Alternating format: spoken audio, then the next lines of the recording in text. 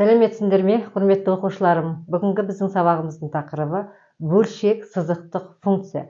Қазір біз осы функция туралы мағлұмат береміз.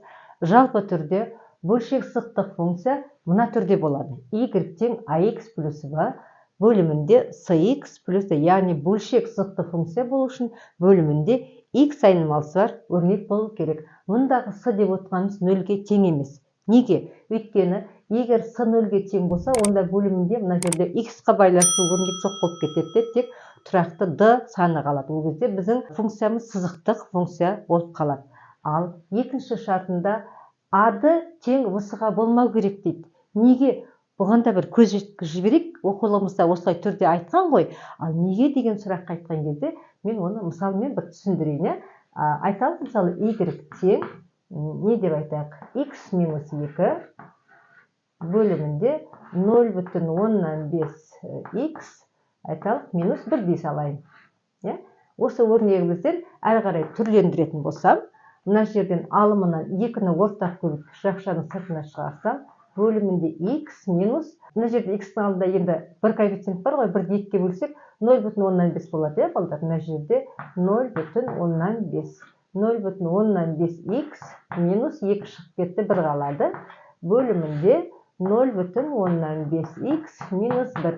Қазір мына екеуі қысқарып кетеді, бізде y тең 2 деген абсцисса осіне параллель болатын түзу болып қалады. Міне сондықтан да бізде осы шарт орындалу керек деп отырғаны сол.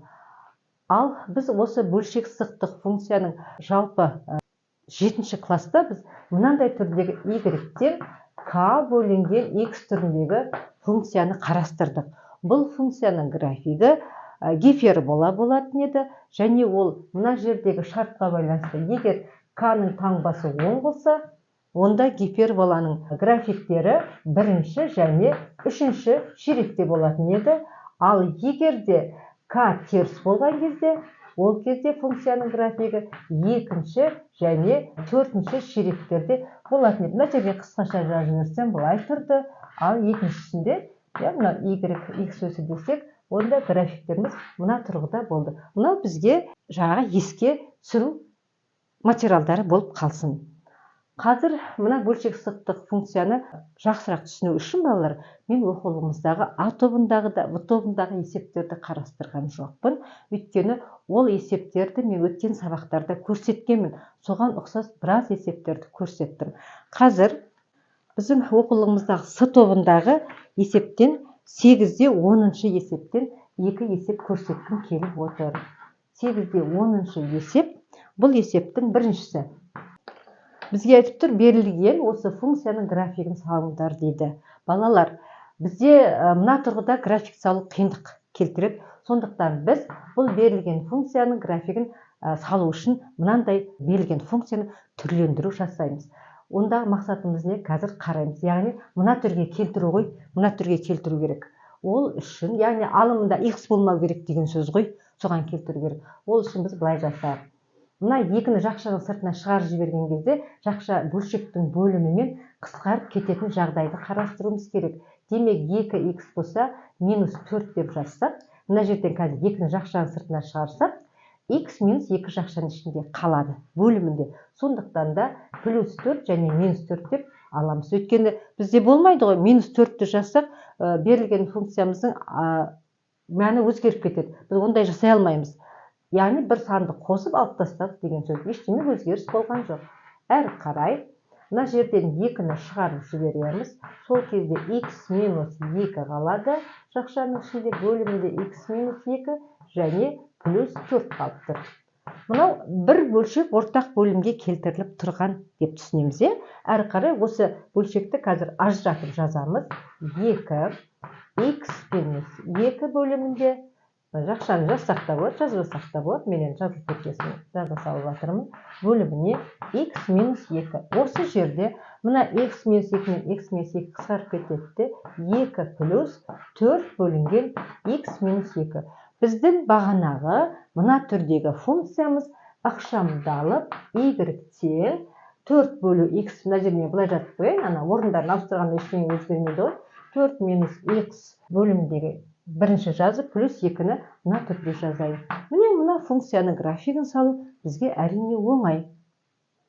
Ол деген сөз өткендегі функция графигін түрлендіру тақырыбы бойынша x-ті минус 2-ке қарама қарсы плюс 2 бірлікке 10-ға қарай x осі бойынша жылжытамыз, ал плюс 2 деген y бойынша жылжытамыз деген сөз. Мына жерден біз x тең болмау керек 2-ге, y тең болмайды 2-ге деп жазып қойсақ болады. Яғни минус 2-ке қарама қарсы плюс 2-ні, яғни анықталу облысы десек те болады. Мынау анықталу облысы, мынау мәндер облысы, яғни y 2-ке тең болмайды деген сөз.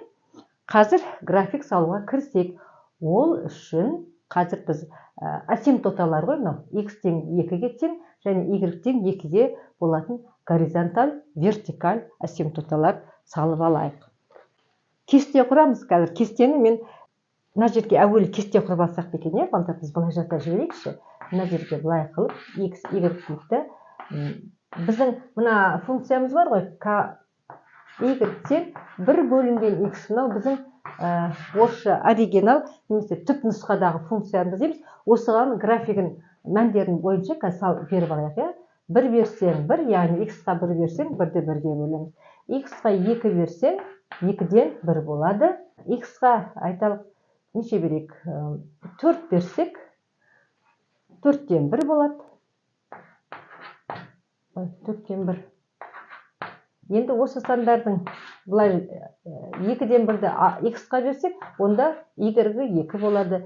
4-ден 1-ді x-қа берсек, онда y-ге 4 болады. Неке осылай жасақ, және бұның графиктері көріп отырмыз ғой. Оң болғандықтан ол бірінші және үшінші ширекке түседі, график. Демек, мына жерде таңба жүреді, плюс-минус деп қояқ. Мынағанда сәйкесті плюс-минус болып отырады, балдар.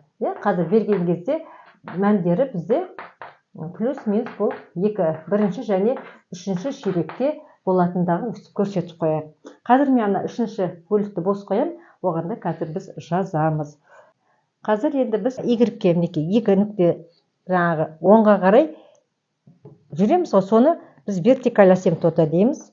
2 бірлік 10-ға қарай сызып қояйық.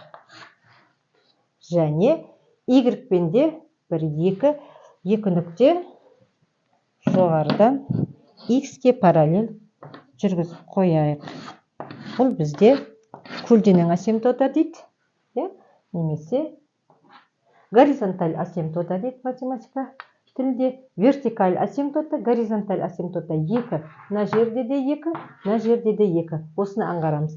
Енді біздің бағанағы 0-де 0 нүктеміз бар ғой, координатаның бас нүктесі. Мына жерге көшті. Соны мұқият қараймыз. Енді біздің функциямызға қараймыз. Біз мынаны жасап алдық. 2 бірлік 10-ға жылжыдық, 2 бірлік y-пен жылжыдық. Енді мына 4 бар ғой. 4-тің мәнін қалай жасаймыз? Қазір мен мына басқа борды алайын да. Мына y-тегі шыққан мәндер бар ғой, y-тегі шыққан мәндерді 4-ке көбейтіп отырамыз. Сосын мына ескереміз, неке? Плюс-минус 4. 4-ке көбейтіп отырамыз. Плюс-минус, мынаны 4-ке көбейтсек 2 болады, яғни бұлай бөліп қойып отырайын. Әрі қарай 4-ден 1-ді 4-ке көбейтеміз 1. 2-ні 4-ке көбейтеміз 8. Мына жерде плюс-минустер бар, мына жерде бәрінде де плюс-минус. 4-ті 4-ке көбейтеміз 16. Плюс-минус 16 деген сөз. Ал міне мынау бойынша және мынау бойынша жасаймыз графикті. Ал қазір мәндерді қарап отырайық. Бірінші, x-қа 1 берейік, плюс 1. Мінеке, x-қа 1 бердік. Енді мынау біздің 0 нүктеміз болып табылады, балдар. Шатаспаймыз, мына жер біздің 1-іміз болады, ал 0-ден бастап санағанда ол үшінші. Соны ескеріңдер. X-қа 1 бердік, y 4 деп тұр. 1, мінеке, мынаумен жүреміз. 1, 2, 3, 4 мына жерге келеді. Келесі, x-қа 2 берсек, y 2 деп тұр. 2-де 2 мына жерге келеді. Тағы да неше берейік?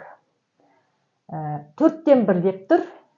X-қа 4 деп тұр, неке? X-қа 4, 1, 2, 3, 4. Мына жер x-тің 4-і болып тұр. Ал y бізде болып тұр.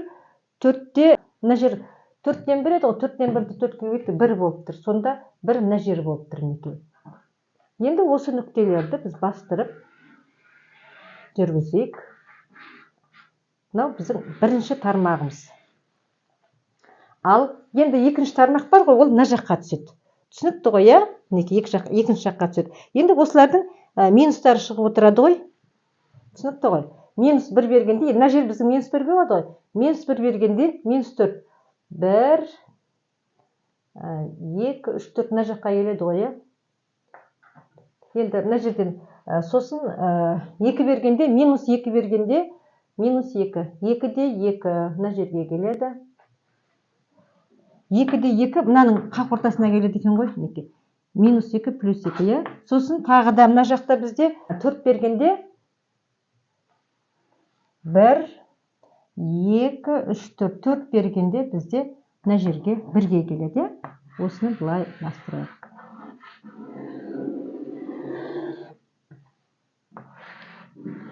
Мынаған асимптотаға тиіспейді, балдар. Мына жерге шексіз жақындайды, бірақ график асимптотамен қиылыспайды.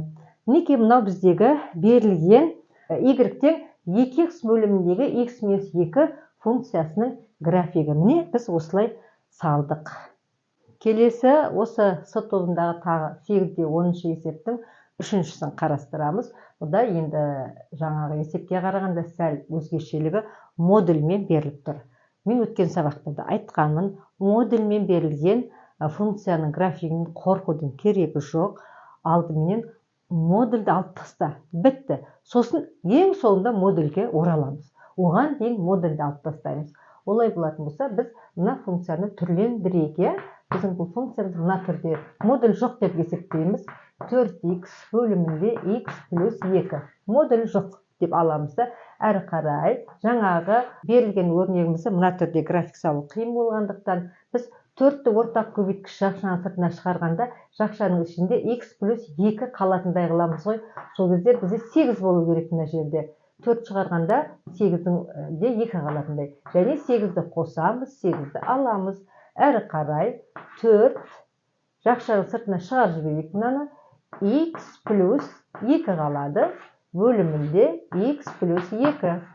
Әрі қарай минус 8 бар мына жерде. Енді мына екі бөлшекті ажыратып жазамыз. 4x плюс 2 бөлімінде x плюс 2. Минус 8 бөлімінде x плюс 2. Әрі қарай мынау енді қысқарып кетті. Сонда бізде не қалды? Минус 8 бөлінген x плюс 2 плюс 4 қалды. Бұл деген сөз берілген функциямыздың графигінде k бөлінген x-тағы бөлшектің алдында минус тұр. Демек, оның графигі екінші және төртінші ширекте болатындығын ескерсек болды. Ал демек біз жинақталды біздің функциямыз y-тен минус 8 бөлімінде x плюс 2 плюс 4 түрінде келді. Ал енді графикке жұмыс жасауға кірісеміз. Ол үшін x минус 2-ге тең болмайды, бөлімінде, және y 4-ге тең болмайды. Мынау біздің асимптоталарымыз. X-тің минус 2-ге тең болатын түзуі және y-тің 4-ге тең болатын түзуі біздің асимптота. Ал жаңағыдай есепті шығару барысын кесте құрып алайық, алдымен. Бағанағы біздің функциямыз бар еді ғой, 1 бөлінген x деген y-тен. Осы біздің негізгі оригинал функциямыз болады, яғни түпкі нұсқадағы. Сол бойынша жазсақ, 1-1-ді 1 болды ғой бағана. 2 болғанда 2-ден 1 болды. 2-ден 1 берсек 2 болды. Тағы неше бердік? 4 бергенде 4-ден 1 болды. Және 4-ден 1 бергенде бізде болды 4 болды. Ал қазір мен жаңағыдай борменен, қызыл бормен алайын да, астына мына жаққа бөлек-бөлек жасайын. Әрқайсысына. Ал бұл дегене берілген, мына жерде айтпақшы таңбаны айтып кетейік, плюс-минус, плюс-минус, мына жерде плюс-минус, плюс-минус, плюс-минус. Енді мынаны ескереміз, балдар. Мынау бізде екінші мен төртінші ширек қой. Олай болатын болса, плюс мән бергендегі мәндер y-тің теріс жағына түсіп отыр. Демек, плюс берсек, мына жақта минус болады деген сөз, бізде бірінші минус плюс болып былай ауысады. Минус плюс, таңбаны шатастырып алмай, минус плюс, минус плюс. Яғни плюс берсең минус шығады, минус берсең плюс шығады деген сөз ғой. Әрі қарай соны мына жақта да пайдаланамыз қазір. Алдымен былай жасайық. Енді мен таңбаны қоймай тұра тұрайын да, тек сандар бойынша көрсетейін.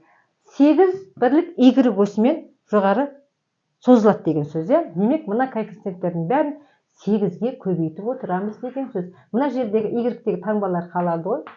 Келесі 2-ден 1-ді 8-ге көбейтсек 4 болады. 8-ге көбейтсек қысқарып кетеді 4 минус плюс. Мына жерде 2 болды ғой, 2-ні 8-ге көбейтсек, онда бұл 16 болып кетеді екен, минус плюс. 4-ден 1-ді 8-ге көбейтсек 2 болады. Әрі қарай енді 4-ті 8-ге көбейтсең 32 болып кетейін деп тұр, 32. Енді оны сала қоймаймыз ғой, қазір біз былай жасайық. Плюс, минус, плюс. Тағы жеткілікті сандар болса, қазір қарастырып көреміз. Енді графикті салуға кірісейік. Модульге ең соны кірісеміз, балдар. Модульге дейінгіні жасап алайық. Әлдімен осы берілген функция графигін жасап алайық. Мына жаңа нүктелеріміз x тең емес минус 2-ге. Ол енді бізде мына жақта. Минус 2 бірлік вертикаль асимптота салып алайық. Вертикаль асимптотасын салдық. Енді горизонталь асимптота y тең 4. 4 бірлік y-пен жоғары. 1, 2, 3, 4 мына жерлерге келеді екен.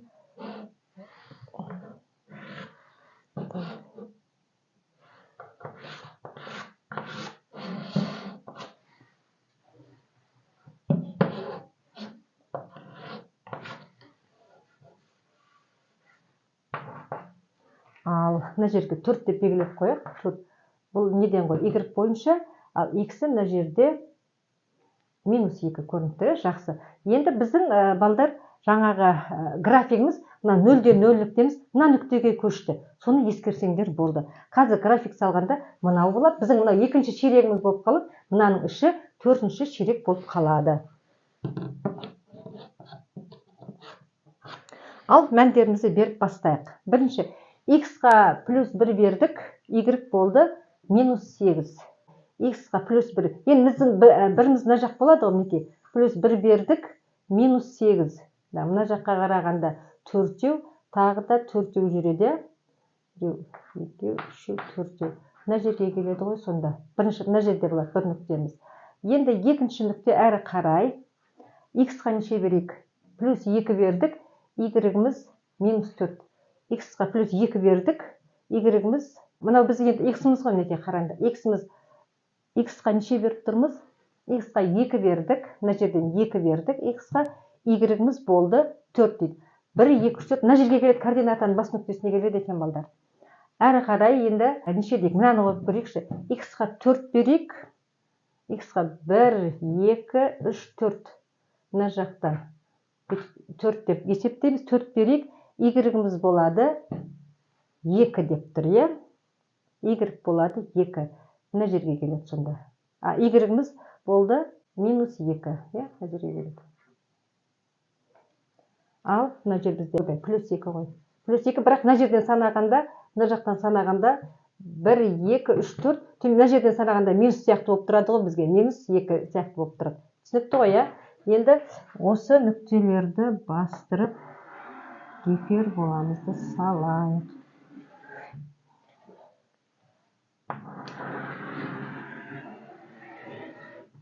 Мына гиперболаның бір тармағы ғой, төменгі тармағы. Енді екінші мына жақтан шығу керек. Оған біз минус сандар береміз. Енді мынаған қарапта симметриялы нүктелерді ала берсек болады. Енді мына жақтан береміз. Минус 1 бердік. Минус 1-міз мына жерде. Мына 0-ден бастап санаған кезде минус 3-ке келеді ғой сонда. Мына жер минус 3-ке келіп тұр. Минус 1 бердік. Минус 1 бергенде плюс 8 дейді. Жоғары қарай кетеді, бұлай қарай кетеді енді. Мына жерлерді алайық енді шамамен. Мына жердегі нүкте деп алайық. Келесі 2 бергенде, минус 2 бергенде плюс 4. Минус 2, енді мына жер 0 болса, минус 2 бұлай болады ғой. Плюс 4 мына жақта болады. Мына 8-дің жартысы ғой енді. Мына жерлерге келеді. Әрі қарай, мынаған тағы симметриялы нүктені мына жақтан аламыз. X-іміз неше болғанда? 4 болғанда, минус 4 болғанда, 1, 2, 3, 4, минус 4 болғанда, мына жер болады бізде плюс 2. Ал енді осыны басқа сөйлесейік.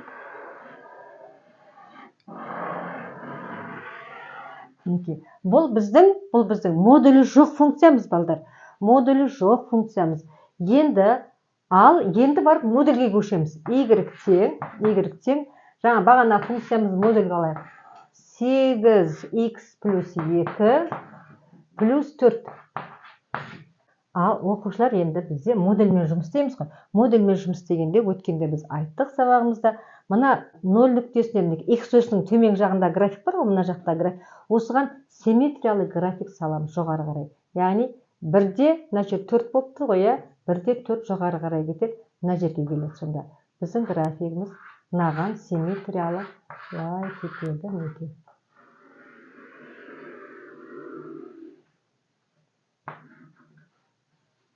Енді бізге мына график төмен жақ керегі жоқ. Төмен жақ керегі жоқ. Алып тастасақ болады.